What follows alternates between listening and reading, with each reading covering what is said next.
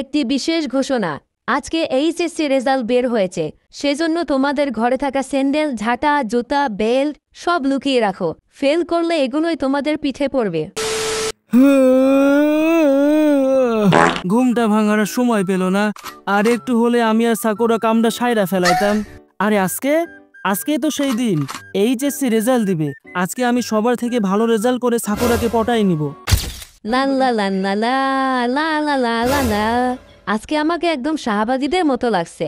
আজ আমি ভালো রেজাল্ট করে সাজকে পটাই নিব। কি অবস্থা শিকা মারু? যাও পেছনে গিয়ে বসো। সামনে বসবে শুধু তারাই যারা ভালো রেজাল্ট করে। আরে সাকুরা চলে এসেছে।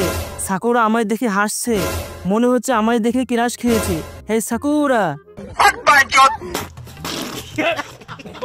সাজকে আজ আমিও ভালো রেজাল্ট করব, আর তুমি যদি ক্লাসে টপ করো তাহলে তোমাকে কিস করব। তুই কেন? আমি কিস করব? না আমি আগে কিস করব। আমিও করব।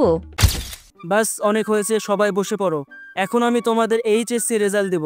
আমাদের ক্লাসে মোট 3 জন ভালো রেজাল্ট করেছে, সাসকে, হিনাতা আর সাকুরা। আরে স্যার, আমার রেজাল্টটা বলেন তো। আমি নিশ্চয়ই পুরো ডিস্ট্রিক্টে টপ করেছি, তাই না? আমাদের ক্লাসে শুধু একজন ফেল করেছে, আর সে হলো তুই, বোকাদোচা নারুতো।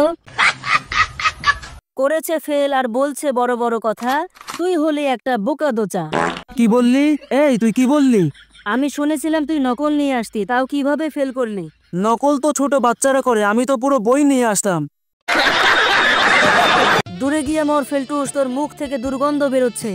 এখন তোর মুখও দুর্গন্ধ করে দেব। নারুতো, আমি সাজকে কিস করব ভাবছিলাম, আর তুই সব শেষ করে দিলি। আমি পাশ করেছি, আমি গোল্ডেন পেয়েছি, আমি সোনা পেয়েছি, আমি পিলাস, হাতুড়ি সব পেয়েছি। সানসে জো টুটে কোই সাপনা। বন্ধুরা সবাই পাস করলো, আমি একা ফেল করে বসে থাকি এখন একলা।